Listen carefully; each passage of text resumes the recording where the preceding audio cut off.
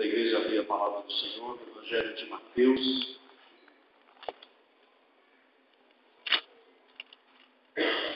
Mateus, capítulo de número 5. Mateus 5, verso 6. Esse faz parte do Sermão do Monte. A gente está estudando as bem-aventuranças ensinadas por Jesus. Nos diz assim a palavra do Senhor: Bem-aventurados os que têm fome e sede de justiça, porque serão fartos. Vamos ler todos juntos? Bem-aventurados os que têm fome e sede de justiça, porque serão fartos. Todos temos fome e sede. Aliás, a fome e a sede são necessidades básicas, vitais do nosso corpo, a nossa vida. Todos nós temos. E é claro, dependendo da situação, temos mais ou menos. Mas todos nós temos fome e sede. Quando a gente tem sede, o que é melhor para matar a sede? Água. Alguns discordam. Alguns preferem Coca-Cola. Isso. Tem gente aí que não troca um copo de Coca-Cola, né? Coca-Cola por nada. Mas todos nós sabemos que o que é mais saudável e que realmente mata a sede é a água. E quando a gente tem fome, a gente precisa de alimento. E se pensarmos num alimento mundial ou universal, nós temos o pão como esse alimento. Então, pão e água são necessidades básicas para nós, humanos. Nós precisamos de pão, precisamos de água, precisamos de alimento, precisamos de algum líquido para matar a nossa sede e de algum alimento para matar a nossa fome. É interessante como Deus faz as coisas, como Jesus ensina as coisas, e alguém já disse que Deus tem um bom humor, Deus é bem-humorado. Porque existem trocadilhos, palavras e ensinamentos na Bíblia que são muito interessantes. Por exemplo, nós falamos que nós precisamos de água para matar a sede. E quem é que representa a água para nós na Bíblia? Jesus. Jesus é a água da vida, aquela água que corre do trono de Deus. E que inunda o nosso coração e transforma esse coração mais seco, tão desejoso de água. Jesus pode fazer com que o deserto da vida transforme-se num belíssimo jardim. Só aí já dá para a gente pensar, né? Talvez você entrou aqui como se sentindo num deserto. Talvez existem áreas na sua vida tão secas, tão sem vida, que você precisa regar isso com a água, que é Jesus. Mas é interessante na Bíblia que Jesus certa vez curou um cego. E ele mandou esse cego lavar-se num tanque. Os irmãos lembram qual é o nome do tanque? Siloé. O que significa o tanque de Siloé? A palavra Siloé? Lembram João 9? Jesus diz, lava tinha um tanque, e aí o evangelista João dá o significado do nome, Siloé. O enviado.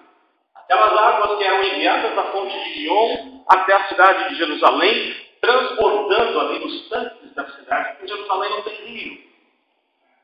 Interessante, Jesus manda o cego lavar-se no tanque, que significa o enviado, como que dizendo, enquanto você não for lavado por mim, Jesus falando para ele, você não vai ser curado.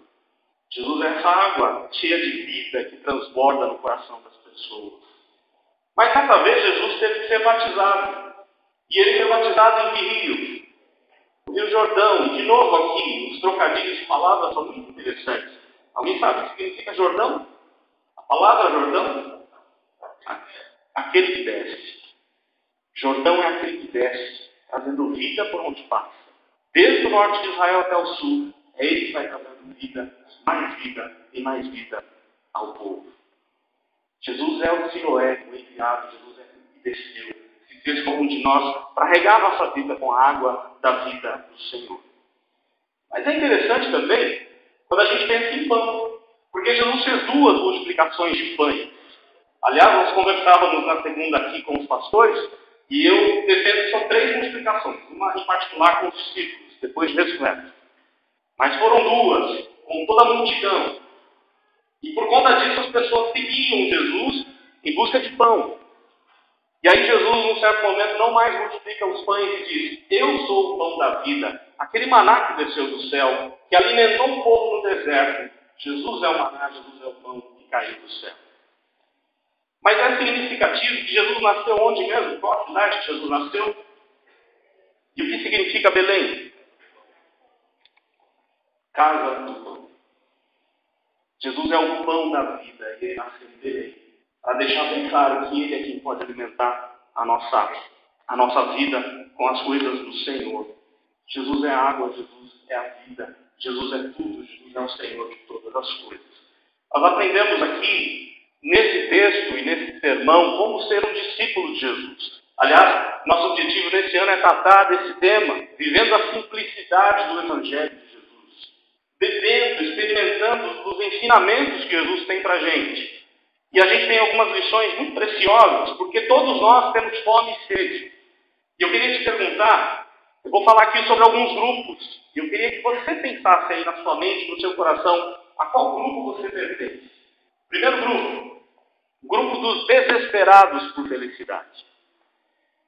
Existe um grupo na sociedade, no nosso meio, talvez você até faça parte desse grupo, de pessoas desesperadas em busca da felicidade. E o texto diz que há os famintos e os sedentos. Existem pessoas completamente desesperadas, e eu tenho um dado aqui de 2006, pela BBC de Londres, está bem atualizado, o dado de 2006, que diz que no mundo, naquela época, tinha 815 milhões de pessoas morrendo de fome. Isso em 2006. Passando fome, no mundo inteiro, 815 milhões de pessoas. É possível que esse dado tenha aumentado bastante. As pessoas estão famintas, elas estão sedentas, e a fome, ela chega a provocar dor. Quem passou por esse tipo de experiência sabe que a fome provoca dor, e o testemunho de um homem é muito relevante. O nome dele é Viktor Frankl. Ele viveu nos campos de concentração nazista, e o testemunho dele é que a dor era tão intensa por conta da fome, e o assunto de todas as horas era comida. Os judeus, desesperados em busca de comida, em busca de uma concha de sopa, eles faziam o que fosse preciso. Tamanha era a dor por conta da fome e a sede também. A verdade é que existe um vazio no coração do ser humano. Todo ser humano tem um vazio. Todo ser humano é sedento por Deus. Mas infelizmente há um grupo que não sabe que Deus é o único que pode matar a fome e matar a sede. Infelizmente tem um grupo de pessoas que ainda não foi orientado pela palavra de Deus, porque o Deus desse século, ou seja, Satanás, cegou o entendimento para que não creia, para que não beba de Jesus, para que não coma dos ensinamentos e da própria pessoa de Jesus. Não tem intimidade, não tem a vida com Jesus. Um dos pais da igreja, chamado Agostinho, ele chega a declarar o seguinte, falando com Deus: tu nos criaste para ti mesmo, e nossos corações não encontram sossego enquanto não repousam em ti. Eu não sei se você faz parte desse grupo desesperado por felicidade. O único jeito de você matar essa fome e essa sede é descansar a sua vida nas mãos de Deus. É entregar-se completamente ao Senhor de todas as coisas, aquele que é o único que pode ser o nosso pão, a nossa água, a água da vida.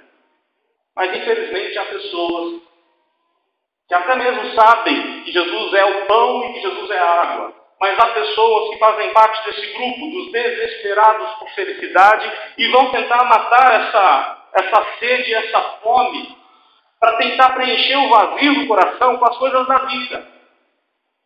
Infelizmente as pessoas tentam preencher o vazio do coração com coisas da vida, como por exemplo, relacionamento. Quando eu namorar, eu vou ser a pessoa mais feliz. Quando eu casar, eu vou ser a pessoa mais feliz. Quando eu estiver com aquela pessoa que eu tanto amo, eu vou ser mais feliz. Isso é um tremendo engano. Porque os relacionamentos não podem preencher o vazio que cabe somente a Deus. Deus é quem pode preencher esse vazio. Mas as pessoas estão em busca por felicidade nos relacionamentos, felicidade no dinheiro. Se eu tiver aquele emprego, aquele salário que eu tanto quero, aí sim eu vou ser feliz. As pessoas buscam nas posses. Se eu tiver aquele carro, aquela casa, se eu tiver isso e aquilo, E as pessoas estão desesperadas por felicidade e, na verdade, pela linguagem do mais sábio rei Salomão, elas estão correndo atrás do vento. Coisas que são vaidade, coisas que não vão fazer diferença alguma na vida, se Deus não estiver no negócio. Se Deus estiver com você, aí o relacionamento te traz felicidade, um trabalho traz felicidade, um título pode trazer felicidade, suas posses podem fazer sentido, sim. Mas se Deus for o primeiro, se Deus for aquele que realmente preenche o vazio do coração. O desespero tem levado as pessoas a fazer grandes loucuras. O desespero, essa busca desenfreada para preencher o vazio do coração, tem feito com que o homem faça loucuras que há anos atrás seriam inimagináveis. Basta ligarmos os meios de comunicação e vermos pessoas milionárias, algumas delas no meio político, não precisam de mais dinheiro, não sabem nem tanto quanto têm, e ainda assim roubam e roubam. Porque acham que o dinheiro pode trazer segurança e felicidade. Poderíamos pensar nesses ladrões.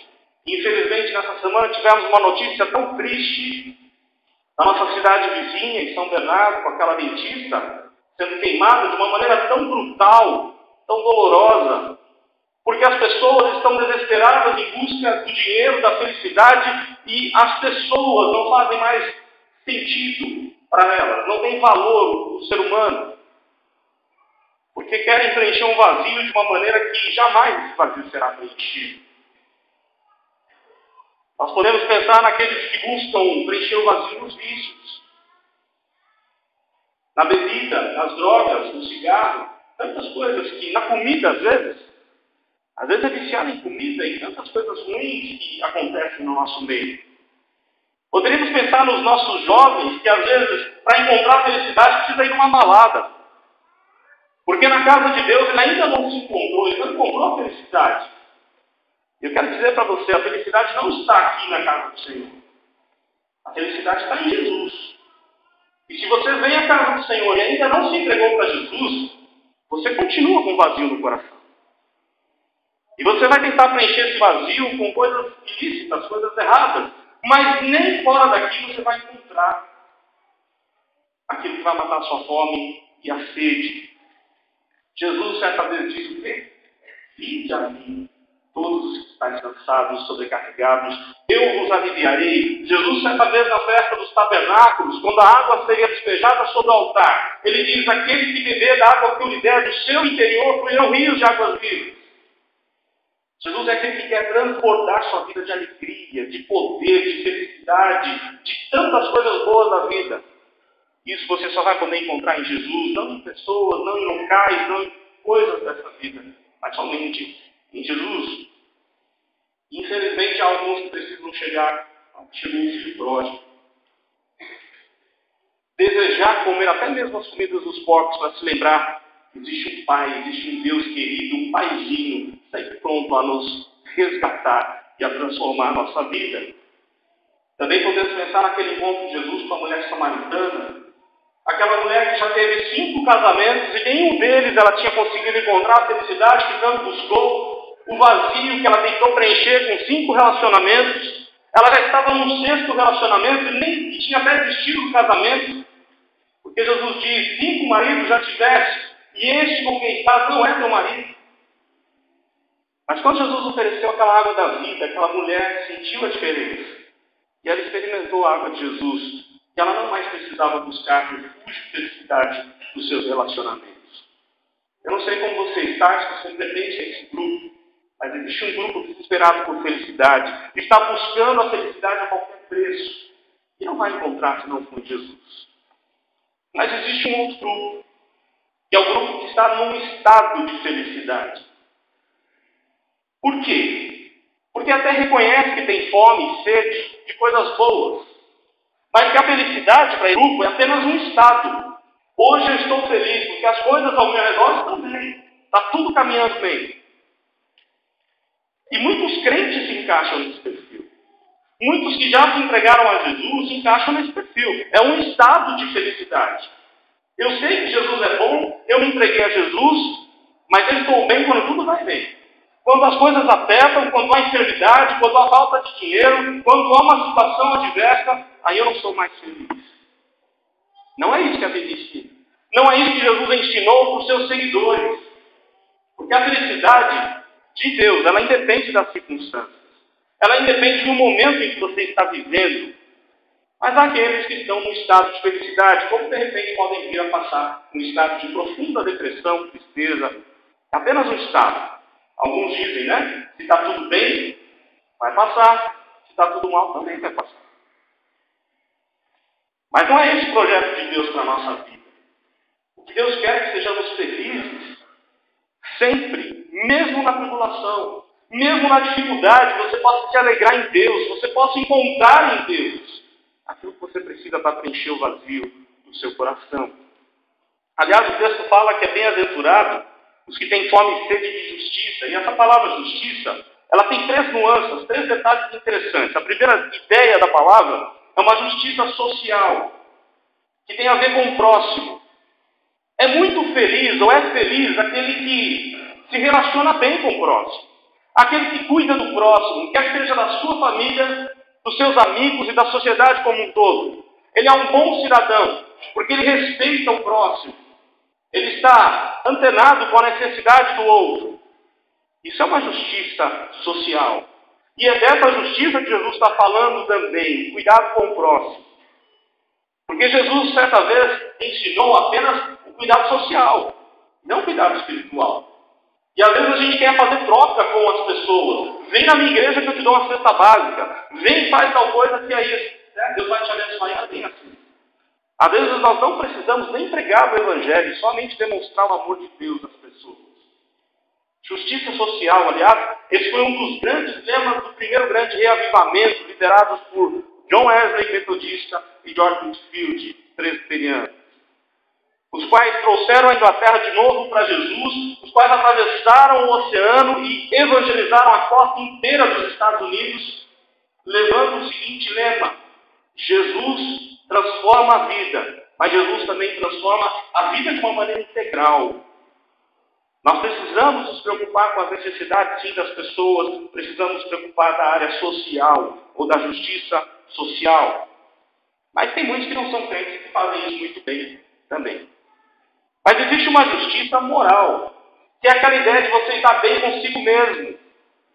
Tudo na sua vida está bem, no certo sentido. Você está bem com as suas motivações são lícitas, são corretas, são justas.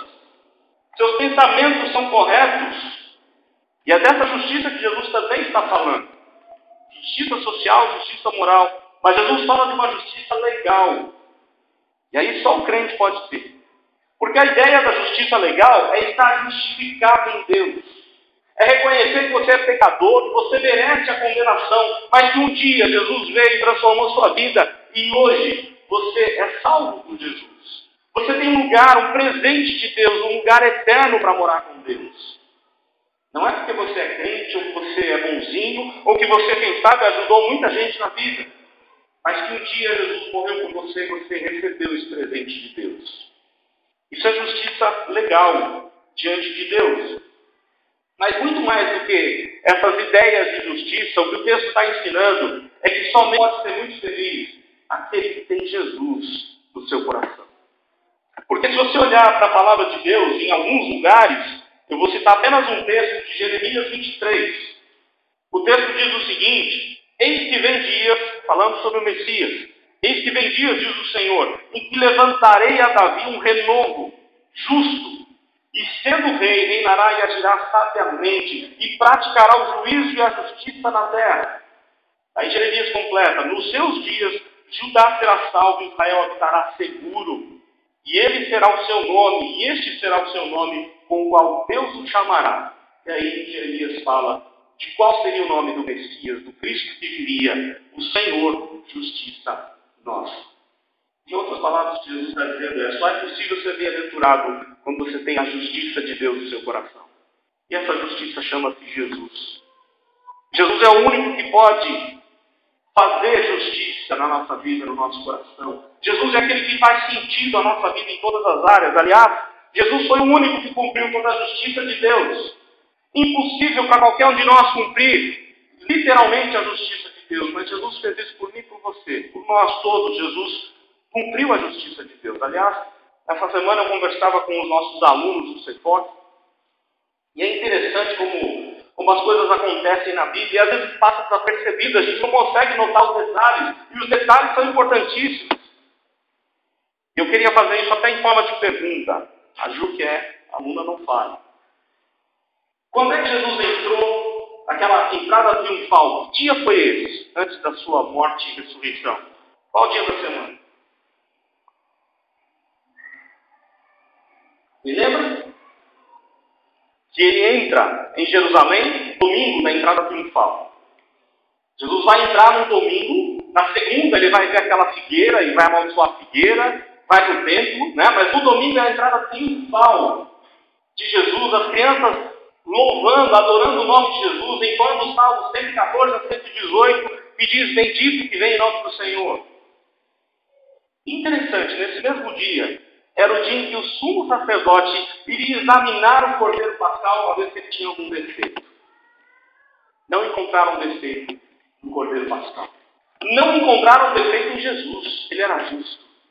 Porque se você olhar para o texto dos evangelhos, eles testam Jesus de todas as maneiras. Primeiro os fariseus, depois os saduceus, todos os doutores da lei tentam pegar Jesus em algum erro. E ninguém consegue achar erro, porque ele era justo. Reto diante de Deus, nada estava errado na sua vida. Mas é mais significativo ainda que Jesus, ele foi preso e ele chegou ao Gólgota. Que horas? Alguém lembra que ele chegou para ser crucificado? Que horas da manhã? Às 9 da manhã. E nesse exato momento que ele chega para ser crucificado, pregado naquela cruz, no madeiro, uma coisa interessante aconteceu no templo. Era nesse exato momento em que o sumo sacerdote prendia aquele cordeiro perfeito, examinado no domingo seguinte, no domingo anterior. Prendia ele na estaca junto ao altar. Às 9 da manhã o cordeiro foi preso na estaca. Às 9 da manhã o cordeiro de Deus foi crucificado por todos nós. E às 3 horas, às 15 horas, Jesus foi morto como cordeiro de Deus, no exato momento em que o cordeiro no templo havia sido sacrificado. Coincidência? É claro que não. É a justiça de Deus se cumprindo para mostrar: Jesus é a nossa justiça. Jesus é aquele que faz diferença na nossa vida. E só é possível ser feliz quando nós temos esse Jesus, que é a justiça nossa. Mas eu falei de 2 grupos. Eu falei do grupo que está desesperado por felicidade. Eu falei do grupo que está no estado de felicidade. Mas há um outro grupo, que é aqueles que estão saciados com a felicidade.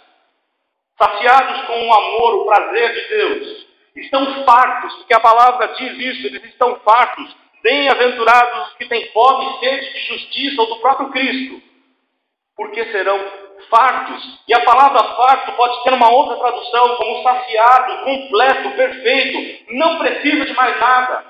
Aliás, está tão farto que está até transbordando de tanta alegria. Ele não tem necessidade, não sente necessidade de mais nada. E daí a gente podia lembrar de tantos outros textos, como lá do profeta Isaías, o qual diz que Deus derramaria água sobre o sedento e torrente sobre a terra seca. Se você não tem sede de Deus, Deus não vai derramar água sobre a sua vida. O que eu quero dizer é que é possível você ser crente e ter uma vida medíocre, apenas um estado de felicidade. Mas esse não é o projeto de Deus. O projeto de Deus é que você tenha sede de Deus, que você queira conhecer mais Deus, que você tenha o prazer de orar, de ler a Bíblia, de pregar a Bíblia, de falar com as pessoas desse amor tão maravilhoso que transformou sua vida e te livrou da condenação do inferno e que te deu de presente, sem você fazer nada. Uma eternidade com bênção, com vida, sem doenças, sem problemas, uma eternidade de gozo, de bem-aventurança na presença de Deus. Esse é o projeto de Jesus dos bem-aventurados.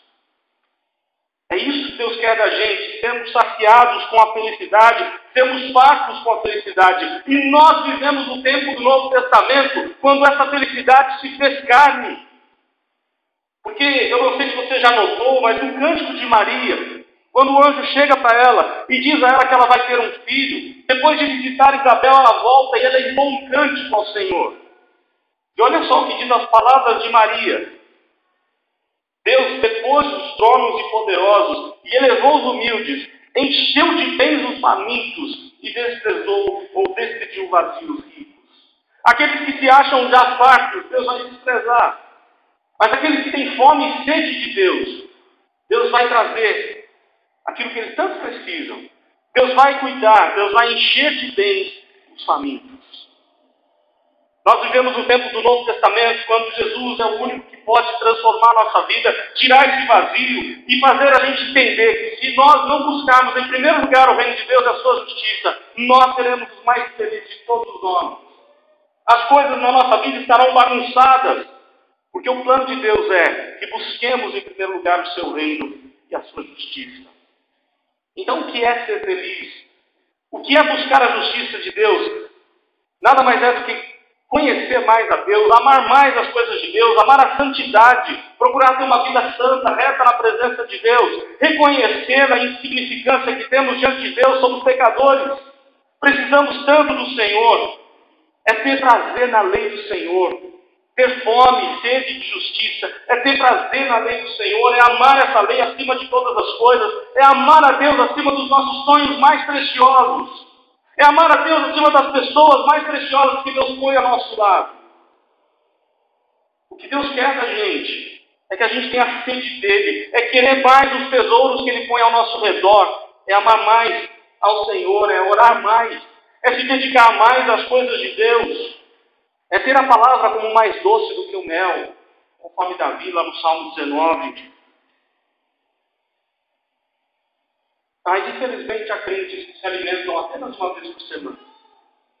No domingo, o alimento foi suficiente. Escola dominical e culto. Durante a semana, não amam a Deus a ponto de abrir a sua palavra, a ponto de ver o que Deus quer para a nossa vida hoje. Não tem interesse de orar ao Senhor. Já está satisfeito. Um dia na casa do Senhor já é suficiente. Eu não preciso mais buscar o Senhor. Não são esses que Deus está chamando. E você nunca vai ser muito feliz se você agir dessa maneira. O que Deus quer da gente é que todos os dias, nós, assim como precisamos do alimento físico, almoço e janta, nós precisamos beber e comer dos ensinamentos de Deus, beber e comer do próprio Deus, querer mais do Senhor. Aliás, nós estamos estudando a Páscoa na escola dominical com jovens. E hoje nós vimos o poder de Deus feito lá entre os egípcios, acabando com todos os ídolos do Egito. E quando você olha para a vida de Moisés é aquela figura impressionante. Apesar de ser tão errado como qualquer um de nós, é interessante ver Moisés. Moisés já tinha visto tantas maravilhas de Deus. Moisés viu Deus falando com ele na sarça que ardia e não se consumia. E era o próprio Cristo falando ali com ele. Moisés viu milagres acontecerem naquela história, naquele episódio. Moisés voltou para o Egito e viu milagres de Deus sendo operados, acabando com ídolo por ídolo do Egito, como que dizendo, eu sou o Senhor, não há outro Deus. Depois Moisés vê o mar sendo aberto e eu fico pensando, Moisés já tinha conhecido tanto sobre Deus, tanto o poder de Deus ele já tinha visto acontecer.